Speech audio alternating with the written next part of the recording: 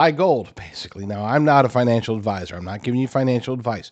But I will say this, that the prospects of gold and silver, physical precious metals, skyrocketing in the near future seems to be almost a foregone conclusion. Again, based upon the analysts, not anything, because I'm not an economist or anything like that. They're saying buy gold. They're telling their clients to buy gold. They're saying that central banks are going to continue to buy gold. Countries are going to continue to buy gold. Major investors are going to continue to buy gold. And as a result, it would behoove Americans to buy gold and silver as much as they can, physical gold and silver. You can always just pay cash, or you can roll over or transfer your retirement account, your IRA, your 401k, your government accounts. Generally speaking, you can do so tax-free if you contact my good friends over at Genesis Gold Group. They are a faith-driven precious metals company. They do it the right way. You can check them out and get your free wealth protection guide by going to rumblegold.com. But if versus just going out and getting that, if you want to, I would recommend going to jdrucker.com/gold, jdrucker.com/gold, and read more about my personal experience, what I know, what I learned about the gold industry, having been participating in it for the last few years. There's a reason why, after vetting out 32 different companies, I came to the conclusion that the company that I would want to work with is Genesis Gold Group. So check them out, jdrucker.com/gold or rumblegold.com, or both. Either way, I mean, might as well check out both. This is important. This is your retirement. This is your life's savings. Check them out. See why I like Genesis Gold Group. And it's more than just because they pay me money. Trust me, it's a lot more than that. It's actually because I trust them.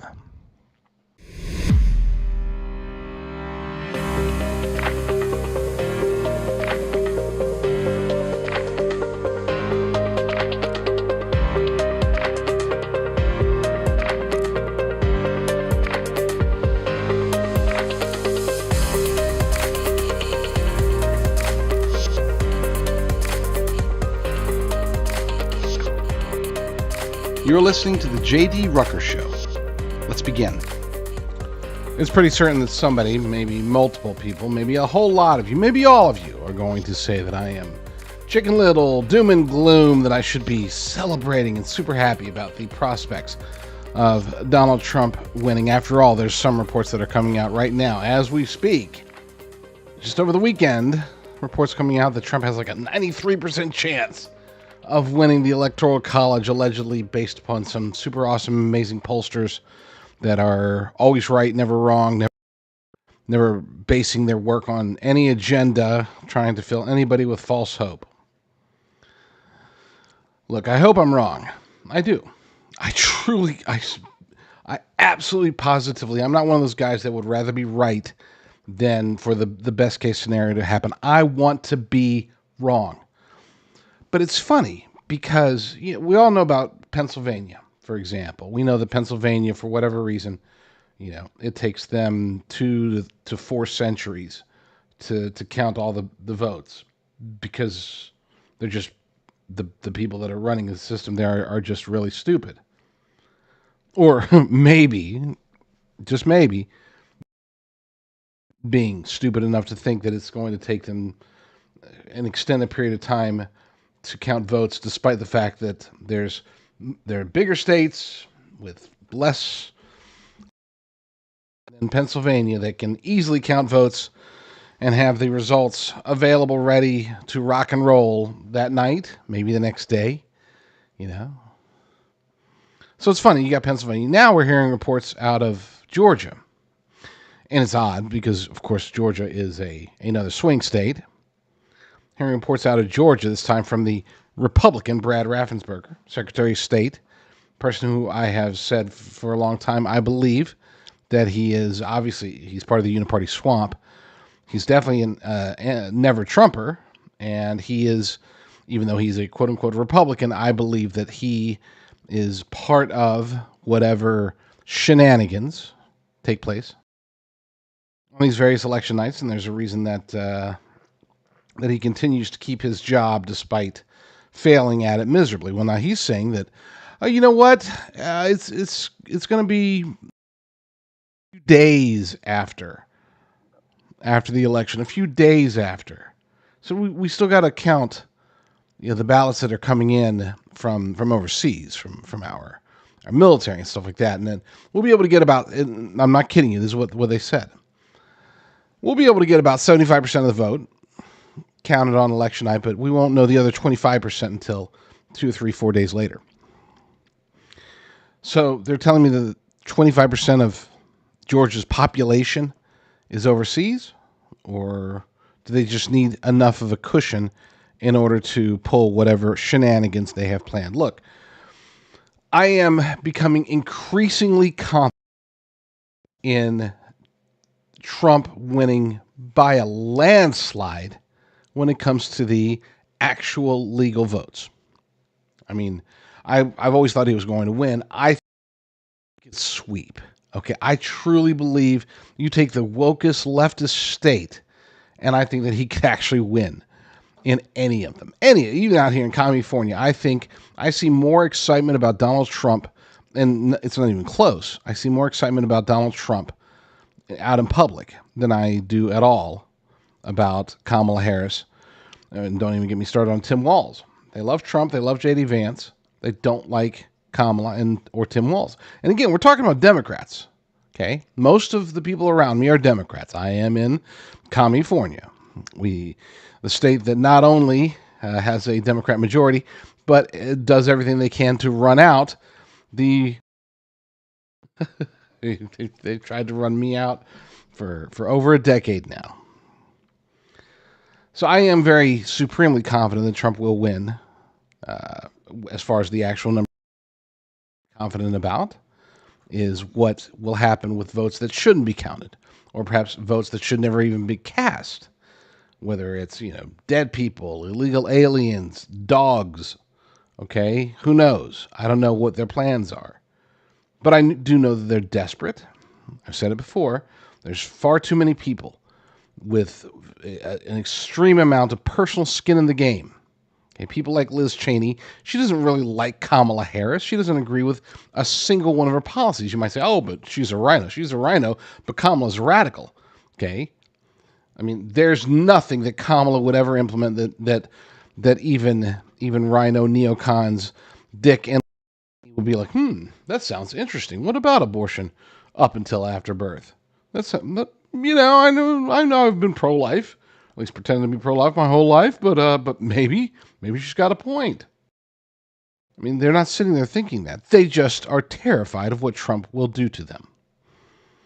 They're terrified about what a Trump administration will find out now that he knows he's wiser. I mean, a lot of this stuff was right there for him to figure out. And, from the Obama administration, there was plenty for him to dig up.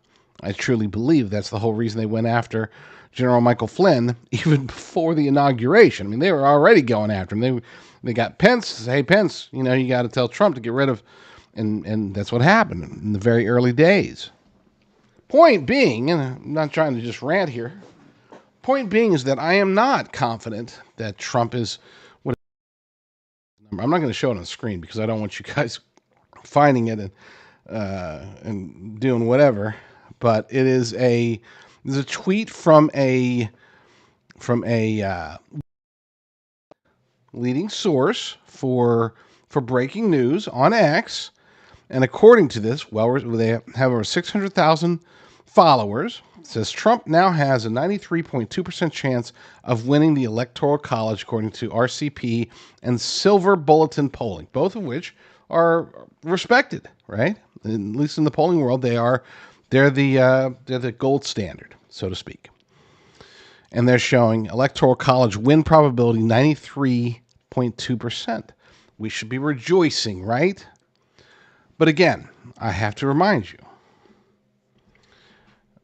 the forces against Trump, we'll just Satan. The forces against Trump are desperate. We've had an infusion of tens of millions of illegal aliens. There are reports that as many as 14%, and I think it could be higher, but 14% of those illegal aliens that have recently crossed over the last, we'll say, 4 years. The 14% of them have registered to vote. That should concern us greatly. Because guess what? They might register to vote, but you know what they don't do? They don't take polls. They don't. They don't get polled. They're not getting called by Nate Silver or Real Clear Politics or Rasmussen or New York Times or anybody else. And if they did get called, they wouldn't accept the poll. They don't want it. They're not trying to say, well, hi, I am a Kamala Harris supporter. Where's my check? Where's my debit card? Got some medical bills to pay. I've been stuck in this super nice hotel for like 4 months now, and you guys keep giving us like expensive, high quality food, but it's getting a little boring. Can we mix in some caviar? Now, obviously, I'm being facetious, but I don't think I'm very far off from the truth. So I'm not as confident, and I don't want anybody else on our side to get that confident. Don't get complacent. At this stage in the game, 2 weeks left. 2 weeks from tomorrow, we go to vote. It's funny. I'm seeing so many of these reports, and I get it. Look, I understand. I got a little chastised last week. I got a little chastised by a show host you're all familiar with, who he called me up, and you keep saying we're going to lose, and I said I'm not saying that at all. I said they're going to try to steal it. And he said I agree, but we need to build up. And this was the thinking, and I don't disagree with it, but we need to build up the confidence in Republican voters, because it's human nature, especially American human nature, to want to be on the winning side. And if they think that Trump's going to win, they're going to be more likely to vote. And I said, I understand what you're saying, and I'm not going to completely disagree with that notion. But you're talking about a certain subset. You're not talking about the people that are sitting there thinking, Trump's going to win. Okay. Well, looks like we got it in the bag. I mean, it's 93.2% chance. What are the chances? Why does my... Or, hey, I would vote, but I'm not too concerned about it because I'm in a state where I'm not in one of the 7 vote. Doesn't even matter anyway. I want, and the reason that I am always Debbie Downer, apparently, I'm always Eeyore. Oh, bother. The reason that I'm so negative about this stuff is not because I want you to think that we're going to lose. I want you to think that you need to help us win. I need you to think that and believe that, and I truly believe this to be the case, that every single voter counts, that everybody that you can talk to, who you can get to vote, properly, of course, legally, of course, that every single person that you can persuade to vote is a positive, that we need poll watchers badly. And if people are sitting there thinking, oh, you know what, 93.2% chance, no worries. I don't need to waste my day, sit back, get the barbecue ready, and we'll pop some brewskis and be ready to celebrate another 4 years of Trump making America great again, saving this nation. Maybe I'm feeling kind of spicy. Maybe I'll go down to McDonald's and get some MAGA fries. No, I want you to be realistic. I'm not trying to be negative. I'm looking at this realistically. I'm thinking that we have tens of millions of illegal aliens, 14% of whom are able to vote. No measures in any of the important states. There are no measures to prevent this. Okay. There's no recourse. There's no okay, well, we can identify which ones can be attributed to illegal aliens. That can't happen. There's no way to make that happen. Not in the states that matter. Seeing, on the other hand, people like Brad Raffensperger out there doing whatever they can to set up shenanigans. We just keep seeing this. And I just keep getting this foreboding feeling that, my gosh, this variation of the steal is going to be far worse than anything we've seen. We're fighting for the future of this nation. And so, no, sorry. I'm not going to get all super excited about some pollsters saying that Trump's got it in the bag. As editor of the Liberty Daily and AmericaFirstReport.com, everything, all the headlines, okay, literally thousands per day, I read them. And of those, at least dozens of articles, I read them. I see the sentiment of media. And right now, there's far too many of us that are saying, we got it in the bag, it's looking great, it's looking awesome. So to that show host, who, again, I'm not disagreeing with the concept of the sentiment. And here's the thing, if we were talking about a free and fair election, I would be all in for that idea, right? I really would. But we don't have free and fair elections in the United States of America in 2024. And if we lose this election, we're never going to have free and fair elections ever again. As a matter of fact, we're never going to have elections ever again. It will be complete and total globalist control before 2028. That's all there is. What's at stake? So no, I'm not going to sit here and inhale the hopium. I'm not going to sit here and tell you, guys, it's all good. Everything's going to be fine. You know, it's funny. The show host that I talked to last week, he was giving me advice on, he was trying to help. I mean, he wasn't chastising me per se. It was more along the lines of, hey, you know what? The best way that you can build your audience up to tens of millions of subscribers, followers, watchers, viewers, listeners, whatever, the best way to do it is when there's good news, pump that up. And when there's bad news, you can go ahead and get negative about it, but always bring back the good news. We're in good times. It looks like Trump's going to win. We need to be focused on that. And if you do that, your viewership's going to go up. I can't do that because I don't believe it to be true.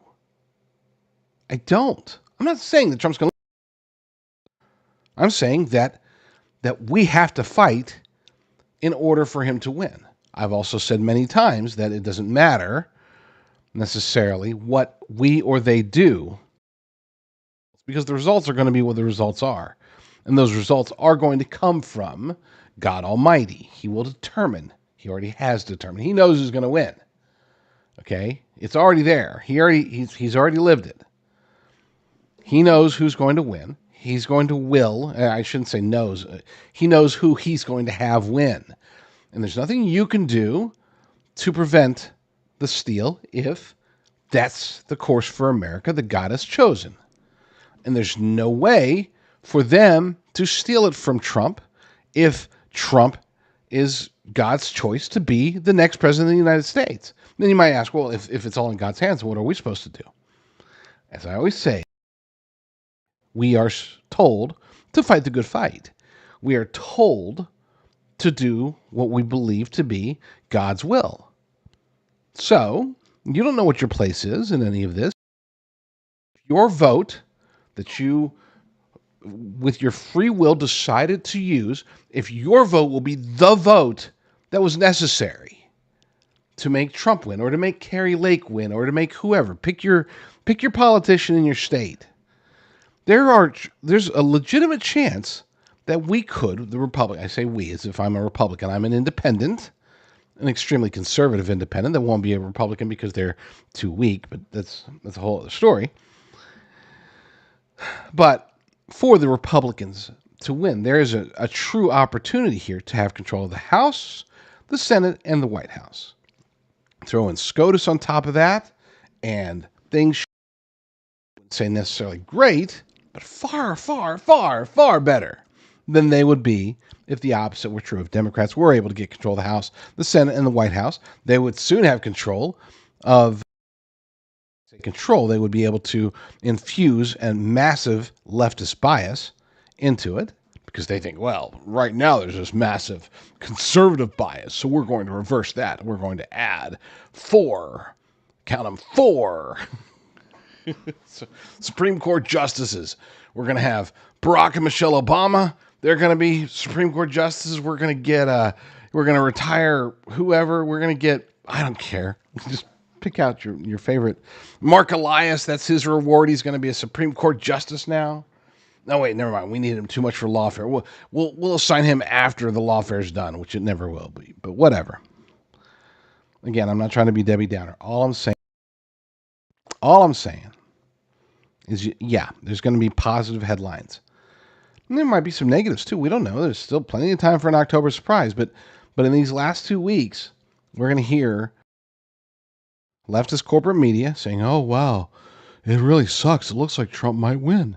We're going to hear conservative media saying, "Heck yeah, looks like Trump's going to win."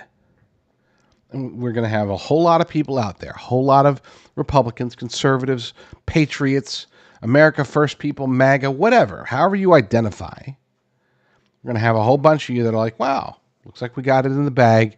No need for me to get involved. No need for me to go vote. No need for me to do whatever. I don't need to go spend my day watching polls. I don't need to do this. As Trump often says, pretend like we're up by 1 point. That's it. We're winning, but we're only up by 1 point, so everything that you do matters. I don't care what state you're in, it matters on the down ballot because, again, that opportunity to be able to do what we want to do with the House and the Senate, and especially with state legislators, because they are exponentially more important than the vast majority of Americans. Americans don't even know who their state legislators are, okay, representing them directly. That's sad because those people, city council members, school board members, they have more control, more influence over your life than the President of the United States. But that's a discussion for another day. We have to fight. We have to pretend like it's going to go badly if we personally do not go out there and make it much, much better. So, that's the tone of today's show. That's probably the tone of the show for every day the rest of the month. And maybe all the way until Election Day. And maybe even a little bit after Election Day, depending on how the election goes. And who knows? Maybe I'm just going to have this tone for the rest of my life. I do know two things. Number one, we are going to finally, Lord willing, please let this be it, finally get our schedule, my schedule, squared away enough with all the various things that I do. Get it squared away enough to where I can do my show at 11 a.m. Pacific, 2 p.m. Eastern, and whatever you in between, every day, Monday through Friday. People have been begging me, chastising me and begging me and ripping on me and praising me and everything else. They go to jdrucker.com/talk. That gets to me directly, or they go to my DMs. I have open DMs over at X, Twitter, at JD Rucker. You can always contact me. It goes directly to me, and I try to respond to as many as I can. But I get a lot of people saying, if you had a set time and you were consistent Monday through Friday, it'd be a lot easier for us to watch you instead of just sometimes in the morning, sometimes in the afternoon, sometimes in the evening, sometimes not at all. I had this one lady, she's like, I cannot believe, there was some big news today on your show. You did not air your show. I was very disappointed in you, young man. Oh, boy. Wow. So we are going to shoot for 11 a.m. Pacific, 2 p.m. Eastern. And that will be when the JD Rucker Show airs every day, Monday through Friday. We'll see about weekends, too, because we'll see about weekends. But before we get into the rest of the show, I want to do a quick, it's not even a shout out. I have a request. So for today and only, okay, Monday and Tuesday only, my daughter has a fundraiser. Now, she goes to a charter school. Of course, I'm not going to send my daughter to private school. My wife and I, 95% of it was my wife, homeschooled our children. Now with the third child, things are a little bit different. We have a younger child to work with. Point being is that I need help. We've got this cool popcorn, and I will actually during one of the breaks I'm going to play what I recorded earlier, but I don't remember what it was. So just know this: help my daughter Monday and Tuesday only. okay, today and tomorrow only, help my daughter with her fundraiser. Go to jdrucker.com/popcorn. Now, you might be wondering what it is that we're fundraiser. You're not wondering that because I already told you. It's jdrucker.com/popcorn. I wish I could vouch for it and say I have tried, but I haven't. I just know that I love my daughter.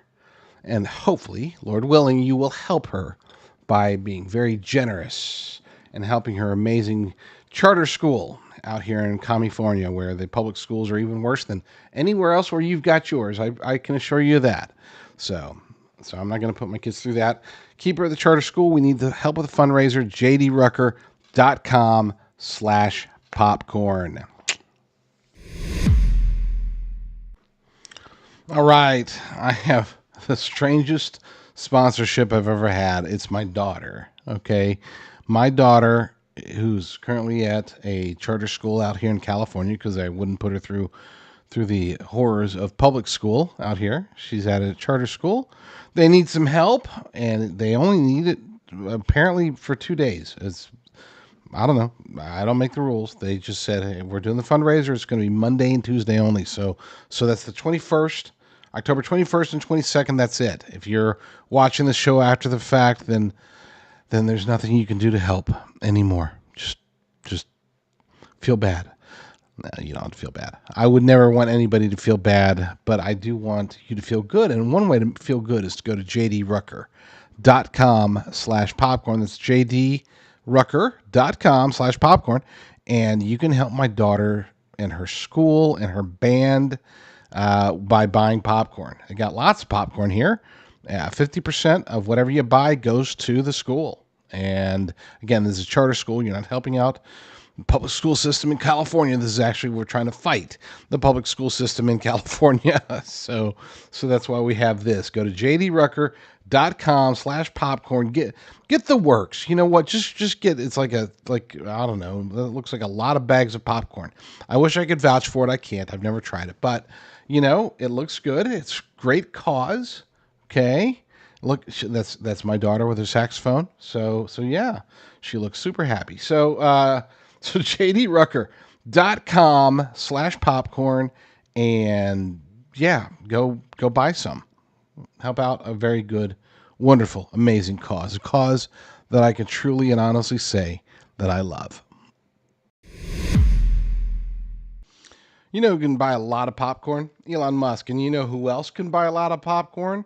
One person every day who signs his free speech petition, because he's giving away $1 million a day between now and election day to anybody, to one lucky lottery winner, I guess, who signs his petition. I don't even know what the petition's about. I know it's something to do with gun rights and First Amendment rights. I haven't seen it. I'll admit, look, I have been one of the most critical people when it comes to Elon Musk. I have just bashed the guy over the years, even when he was buying Twitter, even after he was. I've been a skeptic. I am, and I've been very clear that, look, I like the guy. I wouldn't mind having a drink with him, but I don't trust him. I think he's a globalist, right? Well, obviously for the last couple of months, really the last month, he has won me over to some extent. I still don't trust him. Okay, I still think to myself, I wonder what his end game is. Because he still is a globalist, but he seems to be at least a free speech globalist, an America first globalist, if that's even possible. I don't know. But at this stage, he's done enough, worked very hard to try to get Trump elected. And so for now, I'm not gonna trust him, but I'm gonna pause all of my complaints until after the election, because, and who knows, maybe I'll pause it indefinitely. If he proves himself, great. Okay, I give people second chances. And this is his. But he did make a note during his one of his he's doing rallies now. It appears during one of his rallies he said some pretty astounding things, and I want to play that. But they just don't seem to like the idea that people on the right can say what they want to say. within the bounds of the law, which is startling. I mean, the reason for this petition in support of the Constitution is because the Constitution really is under attack. One prominent Democrat after another has been saying that freedom of speech, the First Amendment, is a bad thing. Yeah, John Kerry literally said that. Tim Walz. And Tim Walz. Yeah, and Hillary. Yeah, exactly. It's like a long list. They're not like, mid-level people it's like the top people in the Democrat Party are saying the First Amendment's an obstacle, and then they will refer to it, they use the word disinformation. Like, it's a pretty good indication that if someone's using the word disinformation a lot, they are the ones creating the disinformation. So, like I said, I still don't trust him, but I'm going to withhold any criticism until after the election at the very soonest, because he is, one way or the other, he's fighting the good fight, just as we all must. If I have one minor complaint, I love Worldview Tube. I love what I do with Logan. I love Brandon, just the entire team. The lineup is incredible. It's growing, all sorts of awesome stuff. But I just, this 30 minutes thing, this is tough. It's tough for me to keep it down to 30 minutes. So if you are watching on Worldview Tube, I will bid you adieu. You can always watch the rest of my show at jdrucker.com/rumble. If you are watching anywhere else, then just stay tuned. I'm not even going to take a break. I'm just going to push my little swoosh button, and we'll be right back. He murdered a father of 3, sentenced to life in prison. Kamala Harris pushed to use tax dollars to pay for his sex change. I made sure that they changed the policy so that every transgender inmate would have access. It sounds insane because it is insane. Kamala was the first to help pay for a prisoner's sex change. The power that I had, I used it in a way that was about pushing for the movement, frankly, and the agenda. Kamala's agenda is they, them, not you. I'm Donald J. Trump, and I approve this message. So 60 Minutes is a joke. They are a joke within a joke because they are at CBS News, which itself is a joke. Now they've released a statement regarding their deceitful editing of the Kamala Harris interview. So they have somehow been able to put a joke within a joke within a joke. And the sad part is none of it's funny. It's all very bad jokes that should make you cringe and cry and be very upset just with corporate media in general. They are arguably, they're top tier as far as the worst amongst corporate media. They believe in fake news above all other things. They are agenda driven. They're given their marching orders and they stick to it. And they promote the agenda, the narrative, the gaslighting du jour. I'm going to read to you their statement, which is short, thankfully, to the point, and like I said, pretty darn bad. Former President Donald Trump is accusing 60 Minutes of deceitful editing of our October 7 interview with Vice President Kamala Harris. That is false. Okay, it's not. I mean, it literally is true, but whatever. 60 Minutes gave an excerpt of our interview to Face the Nation that used a longer section of her answer than that on 60 Minutes. Same question, same answer, but except it's not. A different portion of the response. Okay, fine. When we edit any interview, whether a politician, an athlete, or movie star, we strive to be clear, accurate, and on point.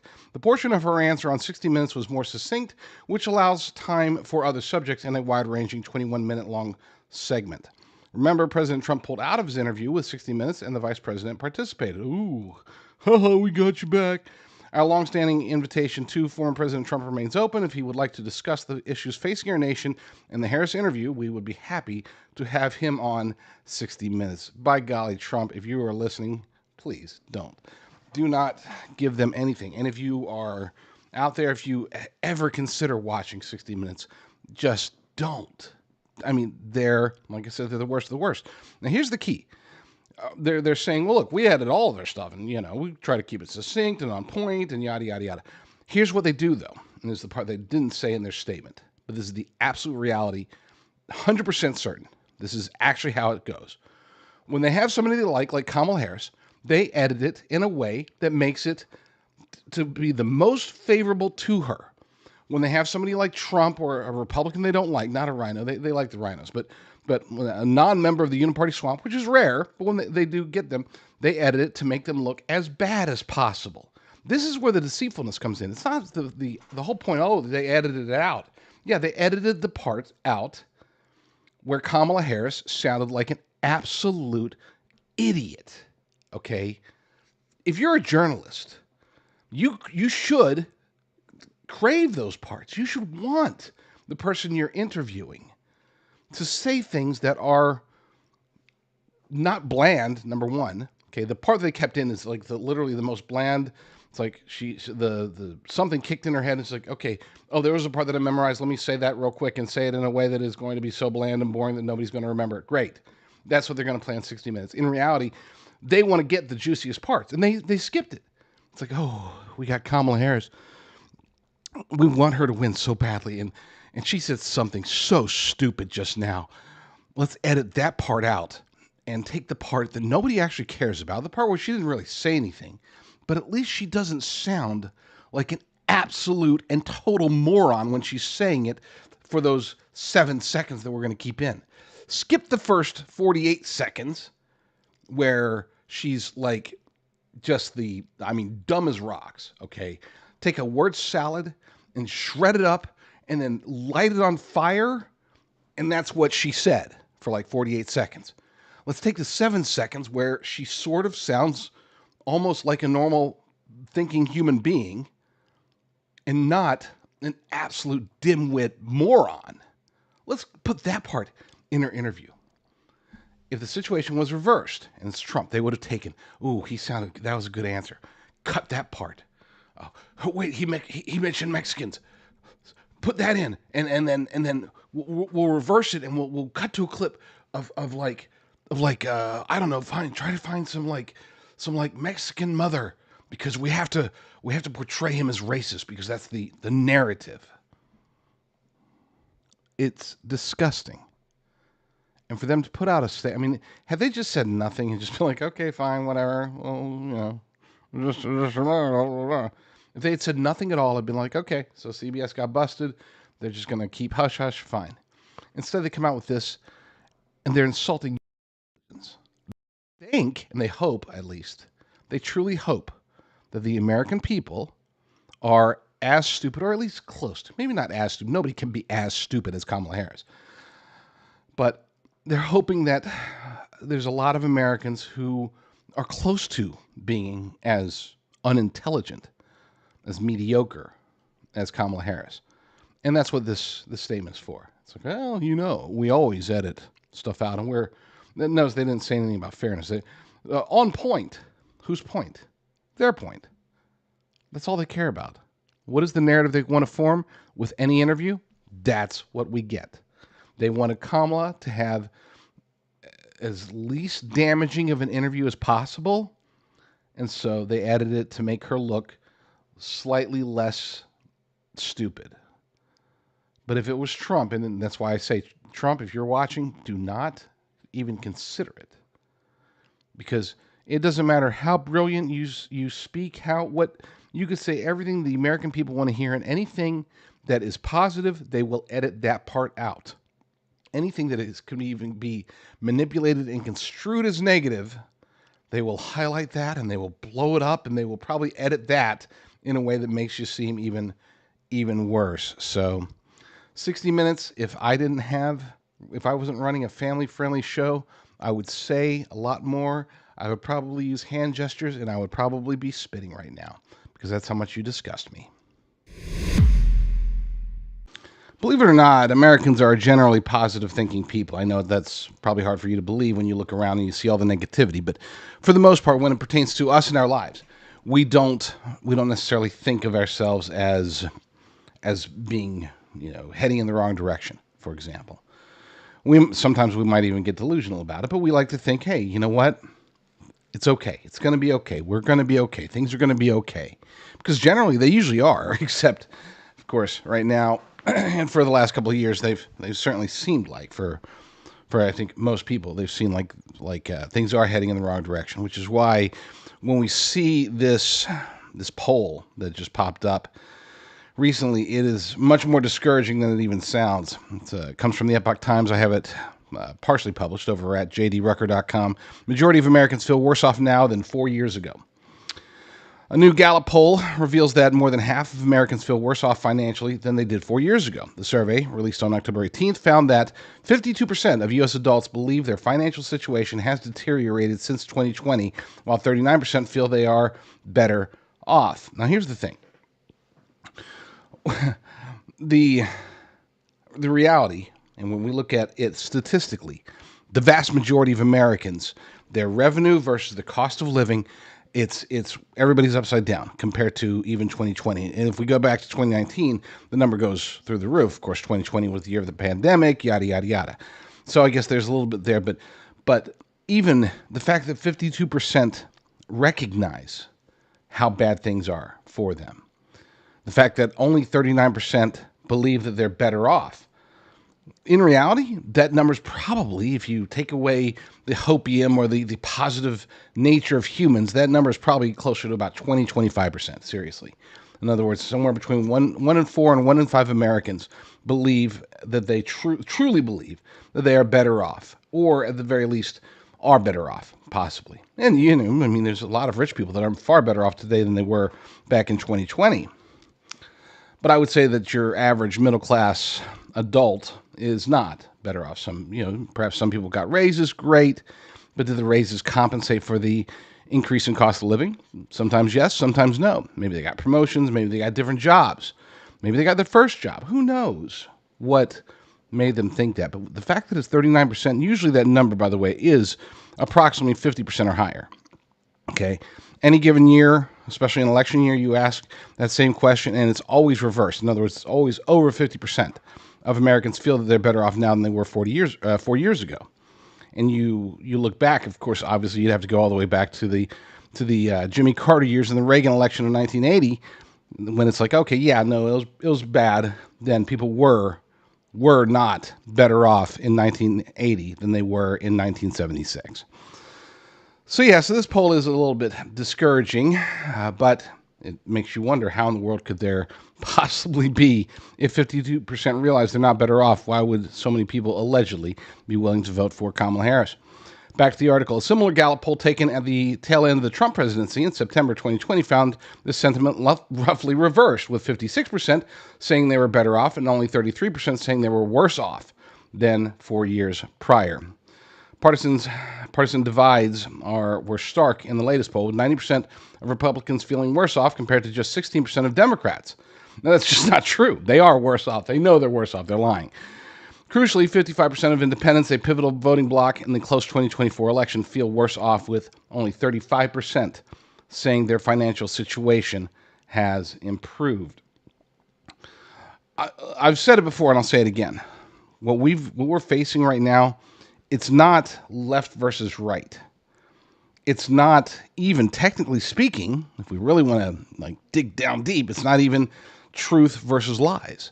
This really is a question of good versus evil. And right now, the evil side is taking a whole lot of people, because 39% believing they're better off. That means there's millions, tens of millions of Americans who are either delusional, lying, or both. And this is what we have to face, because if this election doesn't go the way that we hope it does, if Kamala Harris allegedly wins, then that number is going to go way, way down. It won't be 39% claiming that they're better off. It will be closer to 3%, because the only people that are going to be better off if Kamala Harris wins are the super rich. For at least the last, 2 years, let's see, it might have been as early as 2021, but at the very least in 2022, we started talking about and noticing and talking about all of the crazy things that were happening with this food supply. I'd be like, hey, did you notice that there's been a sharp increase in food production plants that are just sort of burning up, it's getting sabotaged, blowing up in some cases? And what about all the chickens that are getting culled? And what about all the cows that are mysteriously dying? It's like somebody's attacking your food. That seemed to be the case, and it has continued to be the case for a long time. This is one of the reasons that the food prices have gone up so much higher, so much faster than other things. Yes, we're experiencing mega inflation, but Food is getting it hit hard. It's one of the reasons that we even launched my company in the first place, and we're very happy to have done that. But everything happened, like everything, you can only fight off the inevitable for so long, and so we are in the very, very near future, not sure what day or anything like that, but very soon we are going to have to raise our prices. And so as a result of this, and I actually have a meeting. I'm not going to say when, but I have a meeting to discuss all of this and how much we're going to raise prices and all that stuff. But in the meantime, as owner of the company, I can still offer what I believe to be a good, awesome deal. So go to worldviewbeef.com, and once you're there, just use promo code JDR. Use promo code JDR. To get the maximum discount. As of right now, as I'm recording to this episode, we are at 30%, and we're doing that ahead of the anticipated price hike. So do yourself a favor, do your family a favor, do everybody a favor, and go there now and use promo code JDR. There's a gap. It's being formed, obviously. Gap is being formed in the world of media, where corporate media, mainstream media, legacy media, whatever you want to call them, they are failing miserably, and people are no longer trusting them. They're turning more to X. They're turning more to independent journalists, podcasters, the like. To be successful, though, as an independent journalist, you need to have three things. And it can be a combination of those three at any given point. You don't need all three things for every story. As a matter of fact, it's very difficult to get all three things going for you in every single story that you cover. But you should strive to get as much of all three as possible. Number one, you have to have intelligence. Okay, it is true that when it comes to reporting the news, made famous by that Will Ferrell movie Anchorman, you don't need to be smart to just read the news off a teleprompter. Okay, that doesn't take intelligence. Those people, the news people, they have to be likable. They have to be compelling. They have to look good. They have to sound good. They have to portray or exude honesty, like Brian Williams, for example. You know, that guy, until it was revealed how much of a liar he was actually very well trusted. So you have to have that, especially if you're doing commentary, analysis, stuff like that. When the other two components are often contradictory. You have to be first, sometimes, and you have to be extremely accurate, right? Those two components sometimes contradict each other. We've seen it, for example, with even two of my favorite journalists right now. Both of them are wicked smart, so they check off that first box very easily. But you've got Julie Kelly, who is her sources, her rapidness, her ability to get to the truth. She's able to be first on so many stories. It's fantastic. And she's usually extremely accurate as well. Then you've got John Solomon at Just the News. When he's first, and he'll text me some scoops that's like, hey, we're first on this one. Great, we'll take it. We'll get it promoted out there. But his shtick, so to speak, is the accuracy aspect of it. He'll publish a story that might be even a day or two old if it took a day or two to properly corroborate and confirm a story. Accuracy is more important to Just the News and John Solomon than speed, necessarily. Though, again, they do give me some scoops. They're very good at both sides. And I think to be a truly successful independent journalist, you have to have all three characteristics at various degrees in pretty much every story that you report. The reason that I'm bringing all this up, this is a long setup for a relatively short story, but it's an important one, because this is one that hit my desk well over a dozen hours ago, coming up on, I think, 16 or 17 hours ago. And it's a big one, okay? But I couldn't get any corroboration. I waited. I waited for other people to corroborate, and I don't do the leftist thing of where it's like, okay, so one person reports something, and then a bunch of other people report the same thing that the first person reported, and they call that corroboration. That's a single source. No, I don't care if 15 people, journalists say, oh, look, here, there's a rumor going around, there's this report, there's this, that. If they're all pulling from the same report, that's still a single source. The left will say, oh, multiple sources are reporting that, blah, blah, blah, blah.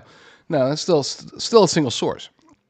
And even after like 15, 16 hours, this particular story is sitting there as a single source. We did get sort of corroboration from a few small outlets. I think the Right Scoop picked it up. But again, based upon the single source. Now, I did, and this is sort of a creepy story, I did get corroboration, but from an anonymous source, from one of my favorite. I have two really excellent anonymous sources. I can't quote them. I can't divulge any information about them other than that they're separate. It's not like they're not a team. I always want to make that clear. And they both have their finger on the pulse of. They have Democrat insider information about the Democrats. One of them in particular, the one that contacted me yesterday, was the one that told me well ahead of time that both Pete Buttigieg and Amy Klobuchar were going to be dropping out of the 2020 race just ahead of Super Tuesday in order to help Joe Biden be able to defeat Bernie Sanders. They told me this before the story ran, before it was even known that the pressure campaign was on there. So this is the type of information that I'm getting from these particular sources. I noted, here's the creepy part, I noted during yesterday's show that, it's conspicuous that I haven't heard from either of my two big sources in a long time. Like throughout this entire election season, I haven't heard anything from them, not a peep. And then I get a text, literally just a couple hours later, saying, "Hey, I got a scoop for you, blah, blah, blah, blah, blah." It's like, wow, oh, you must have seen my show. Heard me talking about you. It's like, actually, no, just sort of a coincidence. And it really was. Because again, I mentioned them, and then all of a sudden I get a text with a scoop. Good stuff. Good stuff. So I'm going to put this out there. And at this point, I'm still considering it, even though it's a single source with an anonymous corroboration. That's not necessarily good enough. I'm going to put this at about 50-50, being accurate. But it's juicy enough. And here's the important part. It passes the smell test. And I'll explain why. So this single source article comes from, this single source report comes from Bad Hombre, an ex-user with about 100,000 followers. Bad Hombre has had some scoops in the past, which is one of the reasons why I do believe there's at least a 50-50 chance it's correct, it's accurate. This ex-user has had some scoops. Sometimes those scoops have been wrong, so that's why I'm not at a higher than 50-50 chance. But let's go with it. Here's the report itself. Let's just go straight into it. Major drama within the Kamala Harris campaign this morning. A source reveals that Harris screamed at and angrily berated her campaign manager, Julie Chavez, for over 30 minutes on the phone this morning. The source shares that Chavez advised Kamala not to attend the Al Smith dinner because it could send the wrong message and risk alienating LGBTQ and pro-abortion voters if she was seen cozying up to the Catholics. Now that there's more, but I'll get to that. But that right there, that passes the smell test. That literally sounds like something that could have very conceivably happened. There's no surprise there. Knowing what we know about Kamala, knowing that she had at 90%, she had the highest and most rapid staff turnover in vice presidential history. Knowing that she has built up a reputation of berating her staff, of belittling her staff, of blaming her staff for her own flaws, her own mistakes. She has done that. And this is, again, corroborated. That's the truth. That's coming from her own people or former people. So we know that. So when you see a story like this, it's like, yeah, passes the smell test. Let's keep going with what it says, though. Instead, Chavez suggested a compromise of sending in the poorly received video in lieu of an in-person appearance. And that poorly received video was a debacle. If you haven't seen it, don't. It's not worth it. It will literally make you stupider as a human being if you spend the 3 minutes or however long it was watching that video. Chavez was in tears during the phone call as Kamala shredded her to pieces, called her an idiot, inept, horrible at her effing job, and told her that her stupid advice is going to be the reason she loses. The joy is gone. To reiterate, single source, no corroboration outside of a couple of small news outlets, one medium-sized news outlet, and a whole bunch of semi-respectable Twitter. I think Ryan Fournier retweeted it, or at least posted about it. But again, just because multiple people are reporting on the same report doesn't mean that there's any corroboration. They're all just repeating the same thing. Different variation of or different analysis of.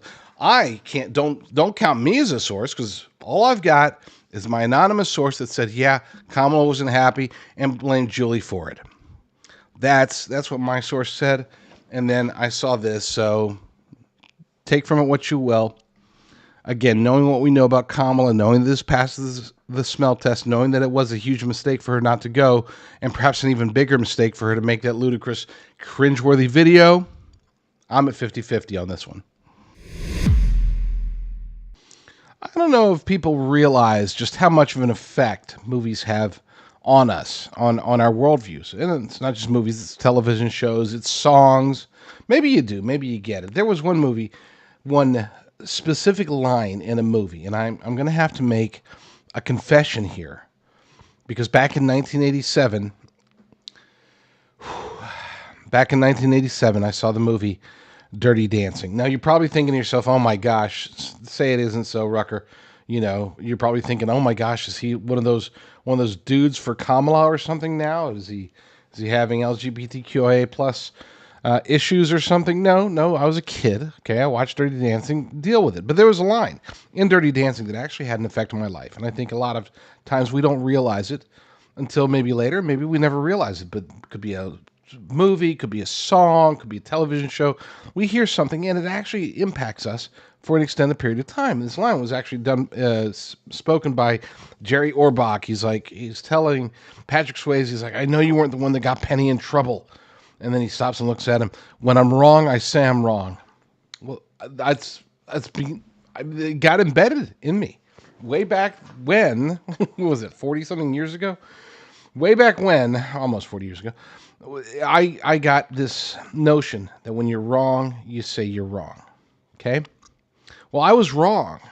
When I first heard that Donald Trump was going to go shut down a McDonald's and throw on an apron and be a fry cook for however long, I thought, my gosh, what an awful idea. And I am just an idiot. Okay? Of course, in retrospect, it's like, wow, that was brilliant. I mean, this is the images, the videos that came from this. Holy crap. That's why I'm not a political consultant, by the way, because I thought that's the dumbest thing. And then, of course, it turned out to be absolutely amazing over the weekend. If you didn't see it, if you didn't see any of the videos, the Brazilian lady, please don't let America become like my home country of Brazil. I mean, it's like, dude. That's all I can say. I am blown away by how beautiful of a move that is. And of course, corporate media's out there, they're saying, well, it was all staged and it was fake and it was this and it was that and maybe, he said something disturbing here or did something bad there. I don't know. I just know this. I was wrong. It was a beautiful, brilliant move. If you are watching on Frank's Speech, I will bid you adieu. If you are watching on my Rumble channel at jdrucker.com/Rumble, just stay tuned, and we will be right back. The two best places to keep up with my work are my X account at JD Rucker or my Substack, jdrucker.substack.com, jdrucker.substack.com. I am, generally speaking, a forgiving person. I do believe in second chances. Sometimes I even believe in third chances, okay? And in the world of politics, second and third chances are actually pretty common. We see it all the time where two people who are adversaries can become friends, allies. Look at Ted Cruz and Donald Trump. That was the most contentious primary in history, okay? By far. Not even close. I mean, Trump said that Cruz's dad assassinated JFK. I mean, give me a break. It was an ugly primary, and now they are at the very least allies. I think they're probably friends, from what I could tell. We don't know what happens behind the scenes. But then you look at even his media foes. You look at a lot of them, such as Glenn Beck, Greg Gutfeld. They are now 100% aboard the Trump train today. So we know that second and third chances can happen. But there is a certain type of person that I don't believe should ever get a second chance. And that type of person is a neocon that bites you. Look, there's far too many neocons out there in the Republican world to be able to avoid them all. Some of them are closet neocons. Some of them are light neocons. Some of them are whatever. So you're going to have some. But if once a neocon bites you, done. They're out. Okay? No H.R. McMaster. No Jim Mattis. Okay? No John Kelly. Never again. Never, never, never again. And no Nikki Haley. Because by running, she bit him. Had she not run, I would have welcomed her back with open arms. Yeah, I think she was a decent ambassador. Okay, she's a smart woman, decent ambassador. She's not a bird brain, even though Trump called her that. she's a pretty clever woman, but she is a neocon. She is a card-carrying member of the military-industrial complex. Then people will say, well, but she might be she's a rhino, but she's more conservative than like Elon Musk. He's being considered. He's almost certainly going to be in the administration if Trump wins. RFK Jr. is banking on it. Okay, he's pretty much guaranteed. If Trump wins, RFK Jr.'s got a spot. They've already talked about it. They've already declared it. Tulsi Gabbard, former Democrat, she's still a Democrat. I mean, she's not a conservative by any means. She might have some libertarian leanings, but she's not a conservative. And I would say neither is technically Elon Musk. I mean, he's a free speech guy, sure, but there are certain aspects of him that are very globalist. Okay, so let's be clear about that. And RFK Jr., don't even get me started. If he stays strictly on make America healthy again, I'm all in. Okay, if he starts to deviate and get out of his lane, that's where I start to get concerned. I mean, his economic policies were actually to the left of Joe Biden. So I have a lot of questions about them, but I'm willing to give all of them a chance because they have one thing in common that it's a deal breaker if you don't have that, in my humble opinion, when it comes to being in a Trump White House, the next Trump White House. He cannot afford those who want America involved everywhere else in the world. And Nikki Haley is that person. She is the military-industrial complex. She is the deep state. She wants war with Russia, China, Iran. It doesn't matter. She wants them all. Bring them all. Give me all the wars you can. Okay, and even if you say, okay, well, maybe Trump's not going to go to war, okay, but he can still, she or anybody else could still influence him to participate in the rest of the world. We need an America First administration. And you could say all you want about RFK's policies, Elon Musk's ideologies, Tulsi Gabbard's past. Don't even get me started with Syria and Tulsi Gabbard. But the one thing that they do share is that they don't want to intervene in Ukraine, especially. That's the one let's face it, that's the one that if things are going to blow up, it could blow up in Taiwan/Philippines with China. It's almost certainly going to blow up with Iran and Israel. Okay. But we can stay out of those. I don't think if there's enough neocon push, I don't think that Trump can stay out of Ukraine just because of the NATO situation. Okay. So we need those who will not push him in that direction, who will take his lead, follow his lead of let's be strong, but let's not interfere. That's what we need desperately. We need to focus for the next 4 years, 8 years, 12 years, however long, maybe indefinitely, focus on fixing our own problems because they're just too big. Okay? The rest of the world's suffering. I get it. I'm sorry. I feel for you. Philanthropic, private organizations, let the UN do what the UN does, but just you guys stay over there. We're going to handle our stuff, take care of our business. We're in good shape there. So that's why I am if she wants to, if Nikki Haley wants to do a town hall with Trump, help him with female voters, help him with the Bush Cheney Republicans out there, yeah, it's fine. I mean, it's not necessary. He doesn't need her. It's negligible any effect that she would have, and there is even a risk that she could actually do some damage.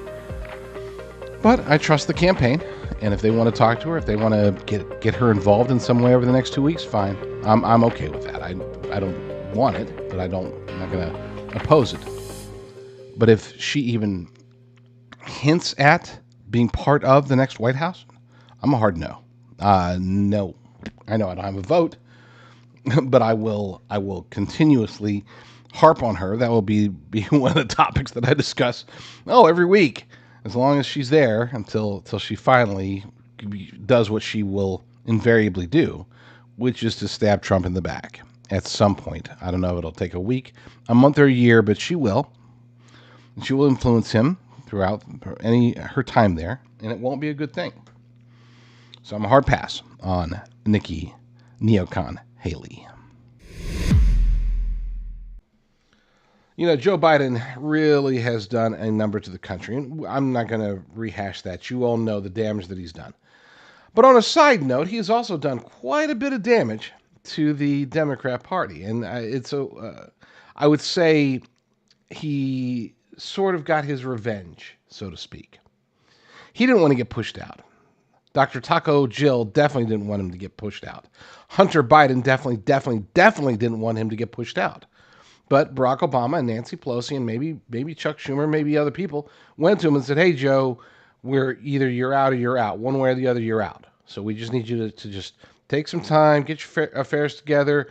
We'll give you some verbiage. You put it out there, and that's how it'll be done. And then you can retire with dignity." And, we'll get you a nice little area with the rest of the globalist elite cabal. And they'll put you in you can be the mascot. I mean, you could be an honorable member of the group or whatever they did to tell him. Either way, he didn't want to go, but he did. He basically, they made him an offer he couldn't refuse.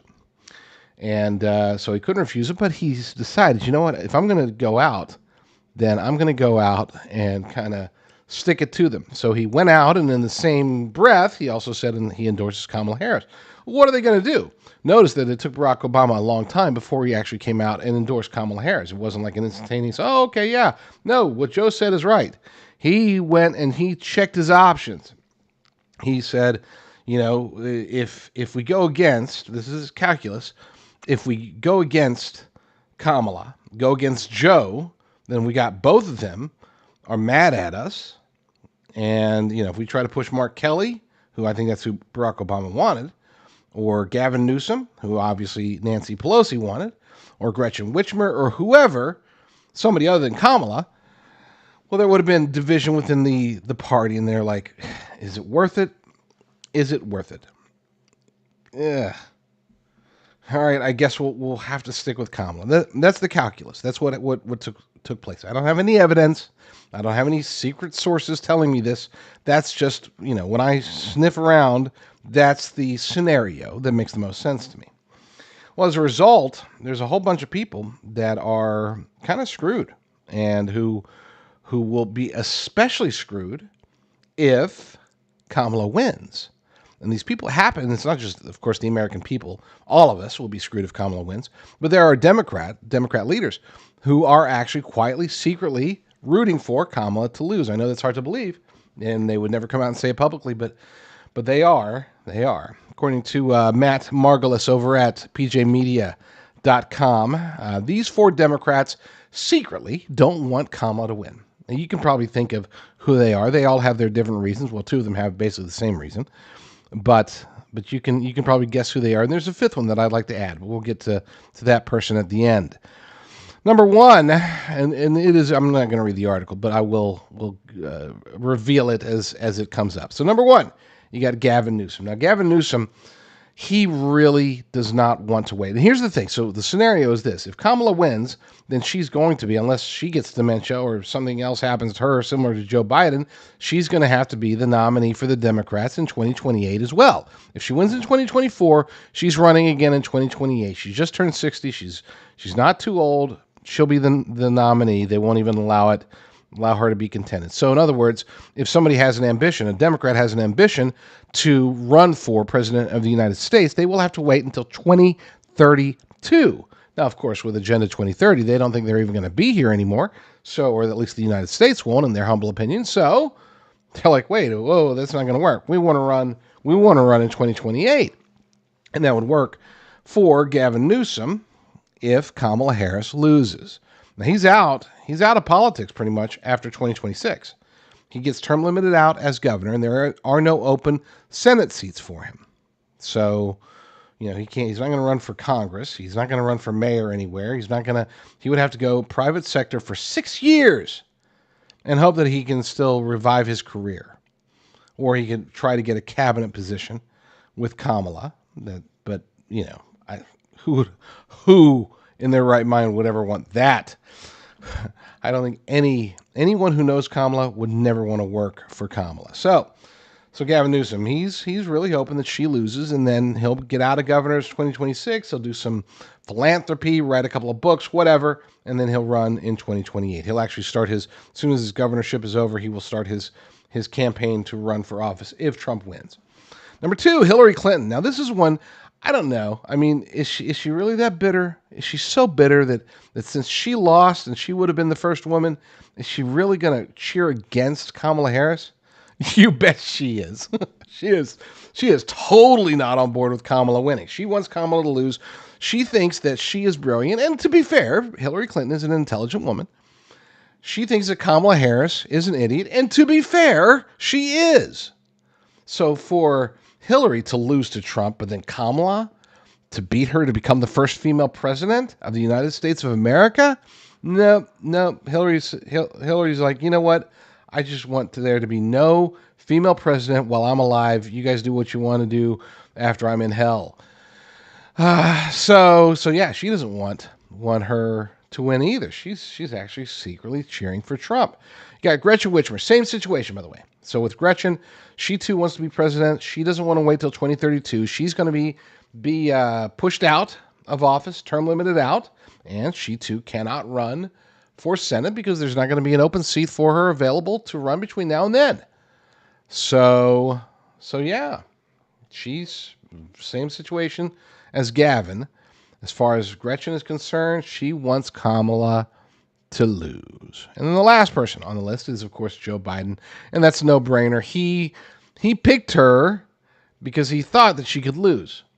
He knows, I mean, with what little he does still retain, he knows enough to know that she's horrible.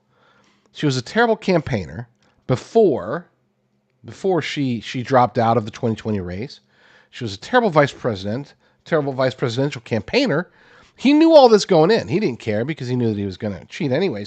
So he's just like, okay, you know what? I'm not going to pick anybody competent because I am kind of getting slow in the brain. They might try to force me out. Let me get somebody that's going to be even worse than me. And he picked Kamala as his VP. And then when they forced him out, he picked her as his replacement, de facto replacement, to run on the ticket in hopes that she would lose. Now, I will add a fifth person to that list. Somebody who is a little bit of a stretch, and I can understand why he's on my list, but not on this list. And that person would be Barack Obama. I don't think he actually truly legitimately wants Kamala to win. I know he's out there campaigning for her. I know he's saying, hey, black guys, you should really vote for Kamala. I know that he's going to be touring with her, he and Michelle, but that's really about them. It has nothing to do with her. Okay, this is to feed his ego so he's doing his part because he still wants control over the Democrat Party. So he still has to do what he can to maintain an appearance that he's trying to push for her to win, but he does not want her to win. He too knows what's at stake. He does not want to see Kamala go out there because he doesn't think that she can win in 2028. If they're able to cheat their way and get her to defeat Trump in 2024, he thinks that her administration will be so disastrous, so horrible. She's such an idiot. She can't handle anything. She's incompetent on top of being an idiot. He knows this, and he doesn't want her to win. He would rather take his chances with Mark Kelly or Gretchen Whitmer or Gavin Newsom or Josh Shapiro or whoever, somebody, maybe even Big Mike, somebody else in 2028, take their lumps throughout. Maybe they can figure out a way to impeach Trump for a third or fourth or fifth time and whatever, just survive, and then in 2028 get the right person, at least in Barack Obama's opinion, get the right person in there. Now, again, those first four, Hillary, Gavin, Gretchen, Joe, they're there's zero doubt on my mind that they don't want Kamala to win, rather. Barack Obama is a little bit of a stretch, and here's why. If all things being equal, I would say, you know what? He really does want He's playing the long game because he's good at the long game. He's playing the long game. He's thinking we need somebody better in 2028. We can't have Kamala ruin it for us then. The only reason I think there's at least a chance that he might be rooting for Kamala is because if he really does believe that the globalist elite cabal's plans need to be fulfilled before 2030, which that seems to be the case, that seems to be what they're pushing for, right? And he is a part of the globalist elite cabal. I don't know if he's up here, down here, somewhere in between, but he's involved. He's above a pawn, but he's definitely not the king. So he's somewhere in the middle, right? At least in my humble opinion. So yeah, if he knows something, he thinks that, they're stuck with Kamala. They got to force her in there, and then they got to take control and hope that she doesn't mess it up. Then maybe in that scenario, he would rather have her in there. Otherwise, if he is playing the long game, she's not the long game. She's the destruction of the long game. If she wins, she changes the path that the globalist elite cabal will have to travel. And I don't think that Barack Obama wants that. But again, I don't know. They have these weird timelines, time frames or whatever. For all I know, he could be already plotting to steal this election for her and take full control and get his people in her administration. And who knows? Maybe she's just going to be, in his eyes, Joe Biden 2.0. We shall see. All right. I have the strangest sponsorship I've ever had. It's my daughter. Okay. My daughter, who's currently at a charter school out here in California, because I wouldn't put her through the horrors of public school out here. She's at a charter school. They need some help, and they only need it apparently for 2 days. I don't know. I don't make the rules. They just said, hey, we're doing the fundraiser. It's going to be Monday and Tuesday only. So that's the 21st, October 21st and 22nd. That's it. If you're watching the show after the fact, then there's nothing you can do to help anymore. Just feel bad. No, you don't have to feel bad. I would never want anybody to feel bad, but I do want you to feel good. And one way to feel good is to go to jdrucker.com/popcorn. That's jdrucker.com/popcorn. And you can help my daughter and her school and her band by buying popcorn. I got lots of popcorn here. 50% of whatever you buy goes to the school. And again, this is a charter school. You're not helping out the public school system in California. This is actually, we're trying to fight the public school system in California. So that's why we have this. Go to jdrucker.com/popcorn. Get the works. You know what? Just get, it's I don't know. It looks like a lot of bags of popcorn.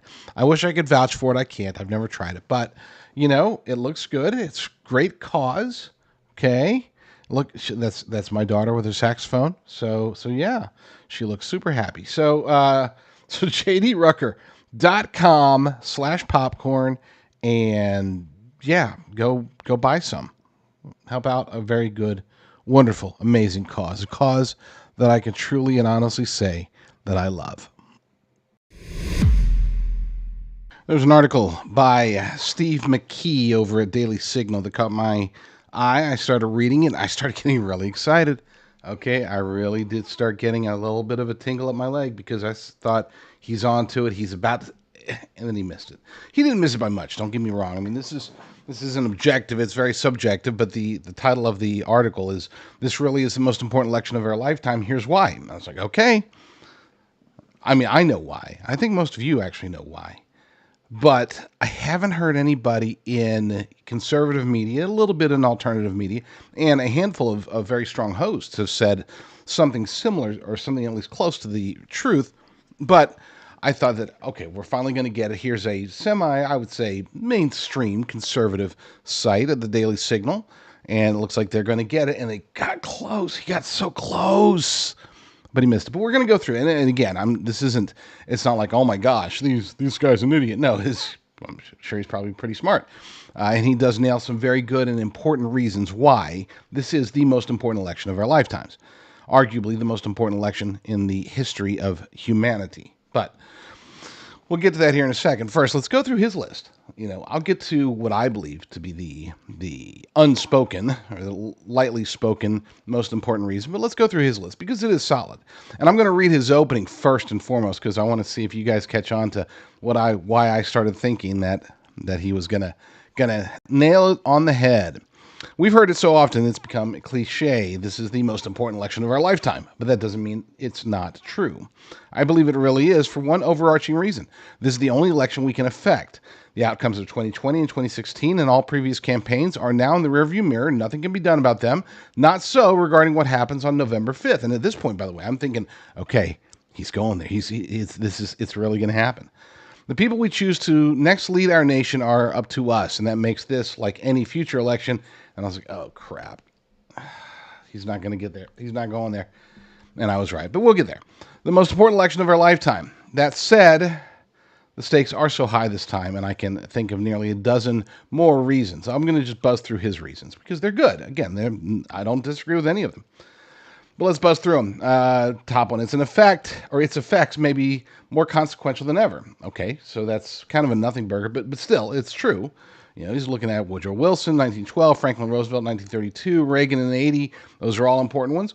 But and as he states, whether good or ill, we understand the hands we've been dealt in the past. In a world where we're being told that borders are bad, killing babies is good, and men should be allowed in women's locker rooms, the paradigm that we crystallize under the next administration could be even more game-changing. Okay, fair. Constitution is under attack more than ever. Wholeheartedly agree. That's the truth. I don't think I need to elaborate. Y'all get to see it and live it pretty much every single day. Next, Congress is weaker than ever, which, look, I get it. Congress's primary role should be oversight to prevent a tyrannical executive branch. I agree. But I don't want to give them necessarily more power to do so. I would rather just take down the power of the administrative state. But I understand the sentiment here. What he's saying is that Congress should be taking on more responsibility, take away the administrative state's powers, reduce the bureaucratic state to next to nothing. Okay, that'd be great. But then you're going to have an overpowered Congress, and that's a whole other set of problems. Next, the courts are assailed more than ever. Yes, but we also have judicial overreach. So to some extent, I'll disagree a little bit there too. What he's saying, though, and let's just read through this one. The one branch of government operating somewhat as it should is the recently reconstituted Supreme Court, which is slowly reining in decades of abusive legislation from the bench. A proper separation of powers, however, is unacceptable to the left, and if it gets its way, it will expand and pack the court, removing the Constitution's last line of defense. And we must prevent that from happening. So he is correct there. He didn't word it right. The courts are more assailed than ever. What he should say is the Supreme Court is on the verge of losing its autonomy, because right now the way that people, the left especially, and some people on the right too, but the left especially, they're like, oh, that shouldn't be a lifetime appointment. Oh, they shouldn't have so much power. Oh, it shouldn't be just 9. Why can't we just look? If there were 6, let's say there were 5 left-wing justices and 1 neutral justice and 3 right-wing justices currently, they wouldn't care. So this isn't about the court.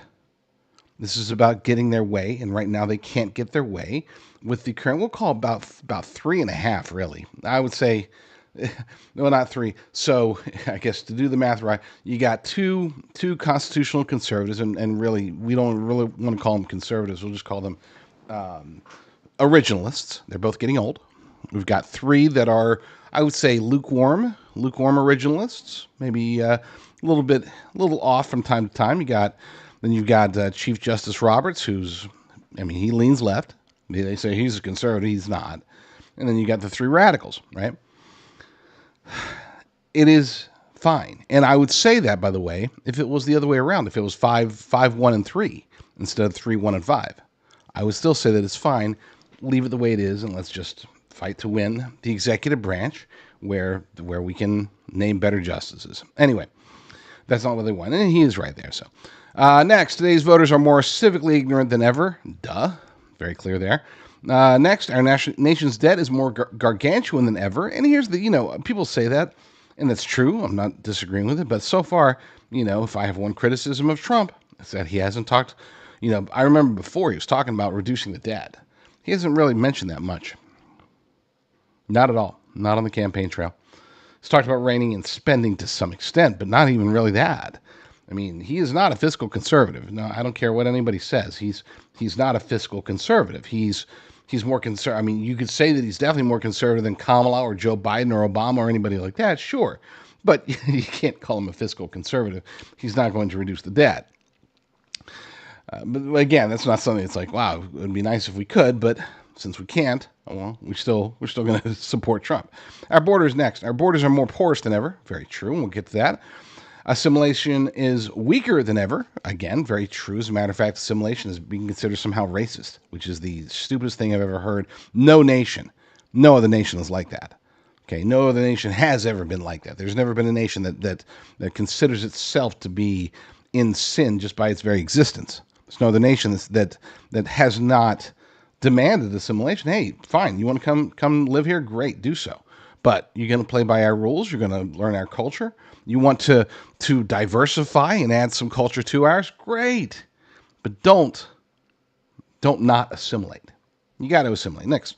Drugs are deadlier than ever. Yes, big deal, but that's not necessarily an election issue because it's not like the left is there anymore. They were, you had some cities like Seattle and Portland. They're like, oh yeah, legalize drugs. And I was like, whoa, this sucks.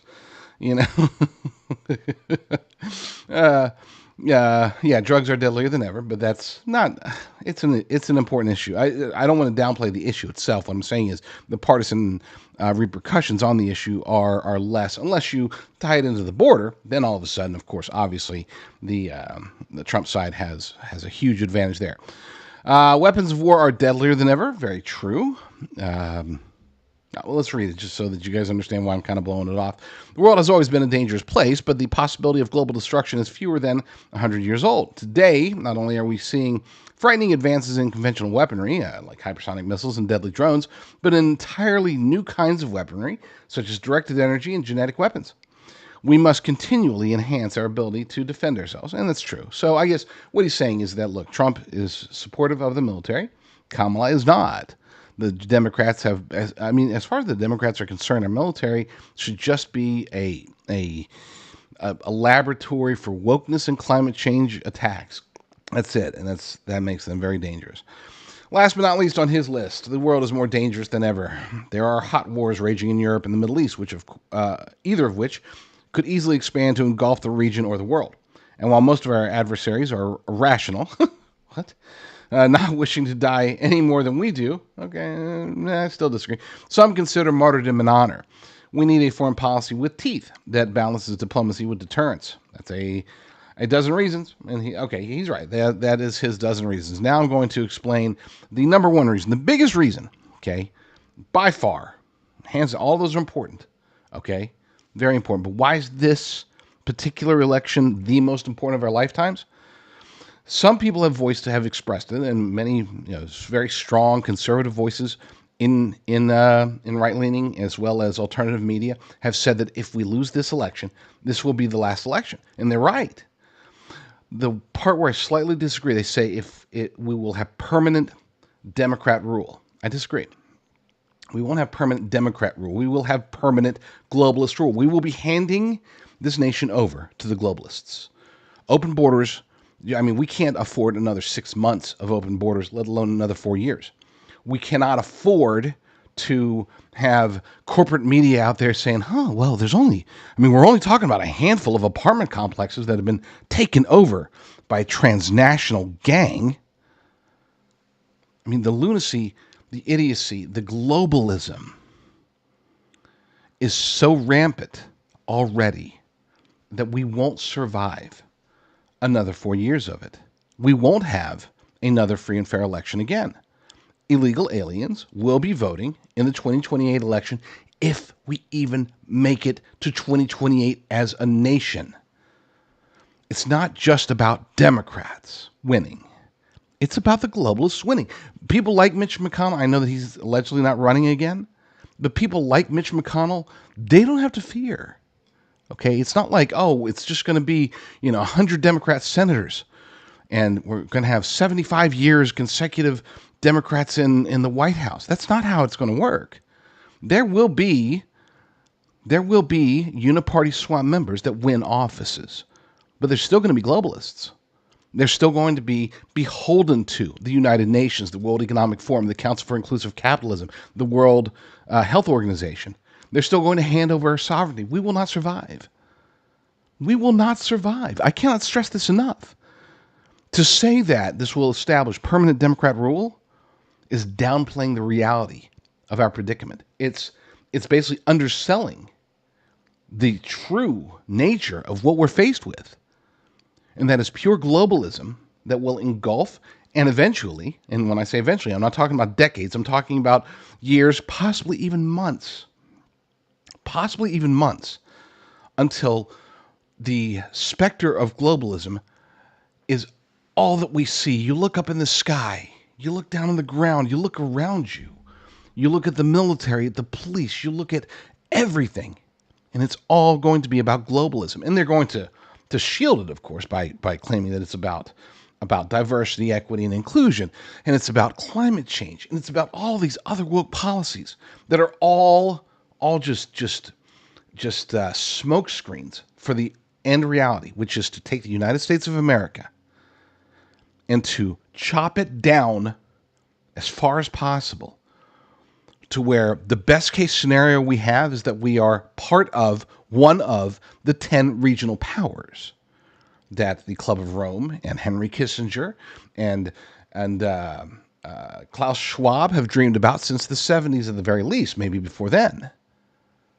They want us to either be part of that 10, and again, that's the best case scenario for us in their version of the world, or if they crush us so bad that we just disappear altogether, just poof, we're gone. The United States is just non-existent. They're okay with that too, as long as they get their 10 regional powers that are controlled by one centralized power. And of course, if you read the book of Revelation, you'll see that their plans, they being the globalists, and the book of Revelation are very well aligned. Okay, I'm not saying they're not aligned as far as their goals, their intentions, or anything like that. What I'm saying is they're aligned as far as, and I don't know if they did it on purpose, but I mean, if they didn't, then that's spooky, and we're probably toast. If they did, then we keep fighting, and maybe we get a reprieve. Maybe we're a decade off, 100 years off, a millennium off. Maybe we're not there yet. I think we might be in the end times. I think we probably are in the end times. But that doesn't mean we don't keep fighting the good fight. And right now, that good fight means between now and Election Day, and probably after Election Day, we expose the truth. We do our best to unveil any massive widespread voter fraud that's going to be taking place that we can affect, whether that's watching polls, getting the word out, getting voters to the polls, making sure that every friend, relative, co-worker, Bob at the convenience store, get them to vote. This is it. This is the most important election of our lifetime. Because if we lose this one, then we won't have another one that we can correct the issue. This is our last chance to either get back on track or to say goodbye to the United States of America. When Trump took office in 2017, he inherited a pretty bad economy. We were just coming off 8 years of Barack Obama, 6 years of Obamacare. We were 7 or 8 years removed from the economic downturn that was actually the predicate upon which BRICS and de-dollarization and all that stuff got started. People across the globe, nations started losing faith in America's ability to be the steward of the world's economy. And then, of course, fast forward to Joe Biden, the swift payment sanctions against Russia, and that was pretty much the last straw for a whole lot of nations. Vast majority of them have been looking for an alternative to the U.S. dollar as the world reserve currency. Of course, the petrodollar died back in June. After 50 years, it's gone. We're in trouble. An article over at and point being, let me before we get to the article. Trump, if he is able to win, and if the Republicans are able to retain control of the House, gain control of the Senate, we're not looking at a quick turnaround the way that Trump was able to do in 2017. Okay, that was a rapid turnaround. As a matter of fact, that was one of the major facets, major things that Trump did that turned me from somebody who was kind of lukewarm. Okay, I guess it's Trump. To all of a sudden, it's like, holy cow, this guy's amazing. I mean, the flip for me, it was pretty fast. Obviously, I wasn't going to vote for Hillary Clinton, but I wasn't happy with Trump until he was actually in office. That's a true story. Now, of course, I am a diehard fan, but it was how he was able to turn the economy around, to fulfill his promises. That's what endeared him to me. He's not going to be able to do the exact same thing, not as quickly as he did back then, even if, again, he's able to, Republicans can get control of pretty much all of D.C., even if they're able to get control of many more states. It's going to take a while. We are in that bad a shape. Joe Biden and Kamala Harris have decimated this economy. And anybody who says it was COVID, okay, it's 2024, okay? We should have hit rock bottom with COVID and bounced up way higher. Inflation should not be such an issue, and yet here it is. De-dollarization shouldn't be a foregone conclusion, and yet it is. And now, well, not just now, but well, for the last 4 years, it's been truly harming businesses, but it's getting worse. This article over at, we have it over at jdrucker.com, cross-posted with permission from the Economic Collapse blog. Michael Snyder, great writer over there, says you can't get blood out of a stone. U.S. consumers have been squeezed bone dry as the U.S. economy falters. And I'm not going to read the article. Basically, people are upset. Inflation is horrible. It's rising faster than wages. That's not a good sign. It means that cost of living and quality of life have cost of living has gone up, quality of life has gone down as a result. We can see that in the home improvement industry. Of course, True Value, we've covered this, filed for bankruptcy. They're going to be forced to sell to do it best. They're going to continue to operate their 4,500 independently owned locations for now, but they will be pushed out once Chapter 11 the process is complete.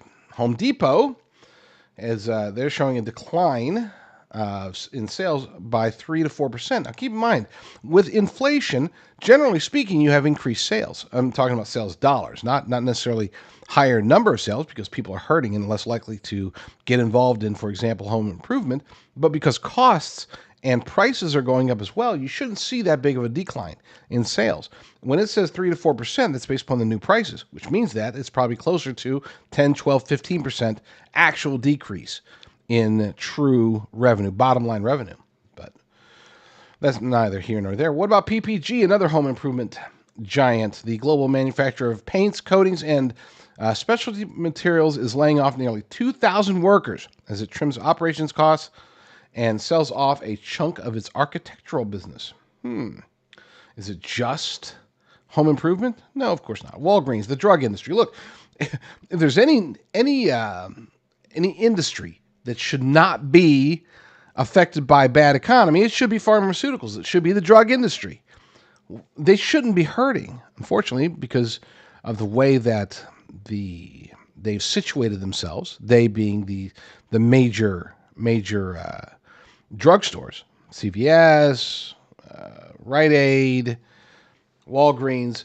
They position themselves to where they need all of it. They can't just sell drugs. They also have to be able to sell other merchandise, groceries even. They have to be kind of that tweener, right? You got like grocery stores there where the primary, and you've got at the bottom, you got convenience stores. If you got to go get a ham and cheese sandwich wrapped in plastic that you microwave for 1 minute, ugh, nasty. So you got that, and then right in between is where your drugstores are. Well, they're hurting. They're not doing very well because of that. People are still buying drugs. They have to, but they're just not. And for the most part, a lot of it doesn't cost them as much money, but still, they're hurting too. Who else is? Restaurant business. This is very well documented. Rest in peace, TGI Fridays. That's such a shame. Who else? Churches. Lifeway Research is giving to churches has fallen from coast to coast. No surprise there. everybody's running out of money. Everybody's hurting right now. And as much as I love to say that we elect Trump and things are going to be fixed in a day, a week, a month, a year, I don't think so. I think we're looking at a long time. And that means that, number one, tighten your belt. Number two, find alternatives, ways to make more money. Number three, tighten your belt some more. Downgrade, downsize, do whatever it takes. What we don't want is what's actually happening, which is a whole lot of people going into a whole lot more debt. We were a debtor nation before we started borrowing a lot more, before we started paying for pretty much everything with credit cards. Now we are in deep, deep, deep, deep trouble, both as individuals as well as the nation. And everything in between. Cities are hurting, states are hurting, counties are hurting, communities are hurting, businesses are hurting, everybody's hurting. I'm not trying to be Debbie Downer here. I just want to set a realistic expectation. We're going to fight like hell to try to get Trump back into the White House where he belongs. We're going to fight to give him a majority in the House and the Senate, which he needs. But even then, in our best case scenario, we're still a long ways from being able to even mostly recover. I'm not saying full recovery. I'm saying get to the point of stability. It's going to take a while. Keep that in mind and adjust accordingly. The election is nearly upon us. Will there be any major October surprises yet to be unleashed? We will see. One thing people always ask me, because they know I've now apparently built up a reputation as being knowledgeable about gold and silver and retirement accounts and all that good stuff. People ask me which is going to be better for gold and silver, Trump or Kamala. And I said, look, number one, don't take that into consideration because either will be good for gold. Lest we forget, gold jumped up like 51% during Trump's first term. So don't say, oh, well, if Trump wins, it's going to be bad for gold. That's not true. That's just not true. There's a reason why analysts, even with Trump projected to win, there's a reason why analysts are still looking at gold hitting $3,000, $4,000, $5,000 per ounce, possibly in the future. Now, I'm not an economic advisor, so I'm not going to try to give you advice, but I will tell you this, that there are many, many Americans who are moving their wealth, their retirement, their life's savings to physical precious metals. And the one company that you should do that with, in my humble opinion, is Genesis Gold Group. This is a faith-driven company. Okay, I can't get around that. This is they are unabashedly faith-driven.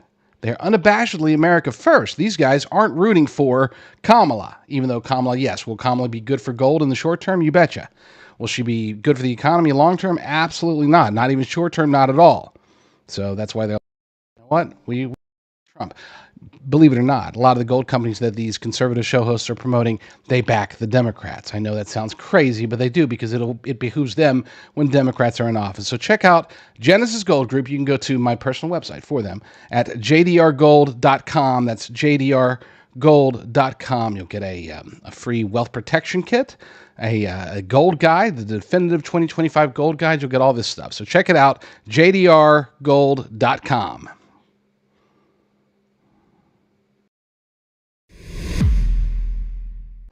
All right, that's it. I'm going to go watch Dirty Dancing. No, I'm just kidding. Actually, what I'm going to do is I'm going to go to jdrucker.com/popcorn, and I'm going to support my daughter and her charter school out here in California and her band. Okay? You know, the band always gets the shaft. Did you ever notice that in schools? It's like the football team, which I was on the football team, but the football team, they get all the money they need, but the band, they gotta sell cookies, or in this case, popcorn. jdrucker.com/popcorn is only for Monday and Tuesday. So don't go there on Wednesday, unfortunately. They made a really tiny window, little bitty window, for us to be able to help support my daughter and her charter school. And so please buy lots of popcorn. jdrucker.com/popcorn. Lord willing, I will be back very soon with another episode. But in the meantime, y'all stay strong, stay safe, and God bless. And don't forget, we are going to be trying to do the show every day at 11 a.m. Pacific, 2 p.m. Eastern, and anywhere in between if you're not on one of the coasts. So keep that in mind and spread the word. We're going for consistency.